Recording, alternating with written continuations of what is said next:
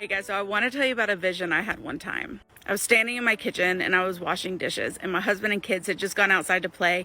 Up until this point in the day, it was just kind of an off day. There's just a lot of bickering and, the off days. So I decided I was going to worship while I did my dishes. I put on Christian music and I sang my little heart out. After the playlist was over, I continued to sing. It definitely wasn't anything special. I was just singing about his goodness and the things he's done in my life. And as I was singing, this big purple circle appeared in the corner of the room. It was beautiful. It was like purple and sparkly, shimmery. And then I saw it open up. And out of it started coming angels, crazy amounts of angels, really fast. They're like, whew, whew, whew, whew. They were 2 by 2 coming out. It was awesome. I could feel the entire atmosphere in my home shift. And I knew that the presence of my Father was there. And yes, I know he's always there, but this was a different type of there. But I just kept on worshiping.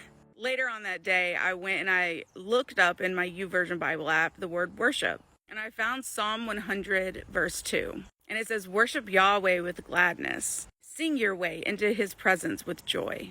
So I want to talk about 2 things. The first thing is, if you are desperate to be in the presence of God, there's your ticket right there. Worship him. Loud, boldly, without shame. Worship this King, this Creator, this Savior of yours. He deserves way more worship than we give him. So when we worship, we might as well do it with our entire being. The second thing I want to talk about is that I was at my home, surrounded by a mess, cleaning up, and I was a little sad and frustrated. But because I decided to put my focus on him, he came in and changed the entire atmosphere of my home.